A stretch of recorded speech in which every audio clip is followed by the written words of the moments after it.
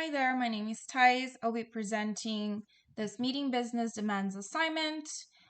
Uh, the question for this assignment was broken down into 3 questions. The first one is, how does business develop a formal relationship? Then how does these relationships meet business demands?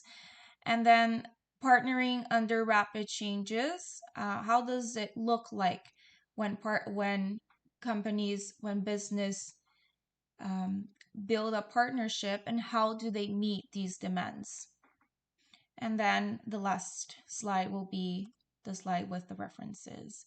So how does this look like, developing a formal relationship?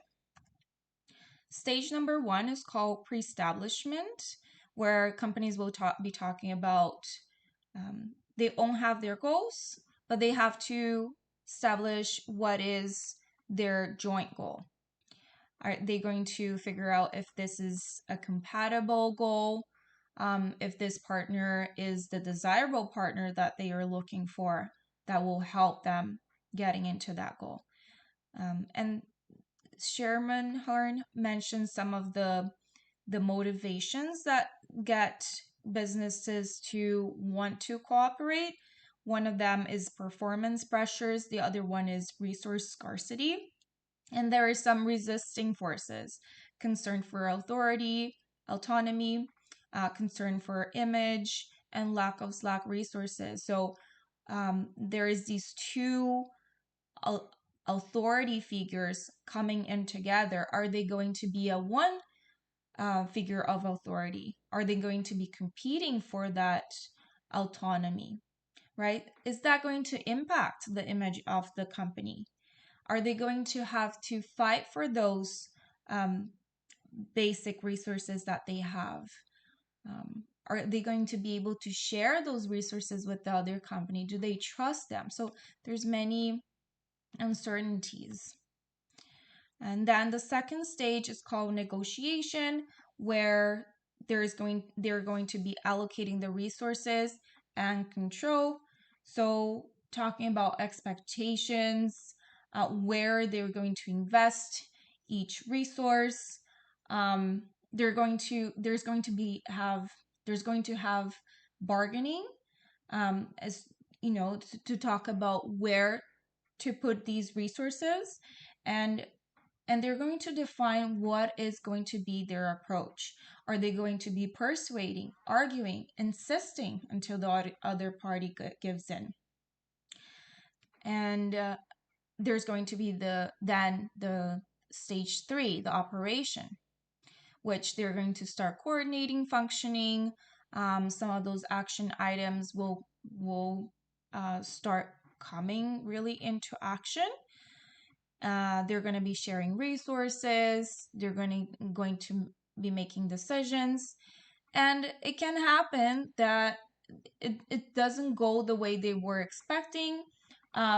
There's some misunderstandings. So they will have to revisit and go to renegotiation, right? So they're going to have to talk a little bit about some of the conflicts, and perhaps even changing expectations. How are they going to reallocate the resources, reallocate control, right? And then it's important, and this really answers the next question as well, how does these relationships meet business demands? It's important to, in the first stage, to be able to create those clear measurable goals, because when they will be evaluating when they will be assessing the relationship performance, it's important to see if they were actually able to meet that goal, or if they need to talk about exiting that relationship, right? So how do we know if it was successful? So the goals should be clear and measurable. But then on top of that, Druckmann also brings some interesting questions, such as, is there a balance of power and control? Is there a mutual gain? Are leaders committed? Is there a respect for the differences? right? So for example, if one company has an organic structure and the other company has a mechanistic structure, are they able to respect these differences? And then an example as to how would that look like under rapid changes, I chose to talk about Uber. So in 2015, Uber was created the Uber Eats, but it had a huge demand in 2020 during COVID-19. So consumer demands increased by 25 to 75%, and the dine-in businesses shrinked by 90%. So I just put a little graphic there on the side, on the right side, where it shows, right, the increase from March 2020 to April 2020, for example, in New York City from 100 to 150, or even in San Francisco from 100 to 100 and almost 175%.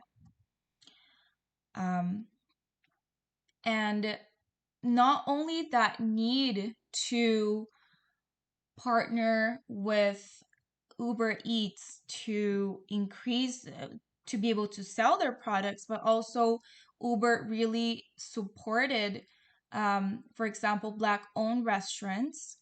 So I just got a quote there. To improve transportation equity, we'll use Uber Eats to promote Black-owned restaurants while making it easier for you to support them.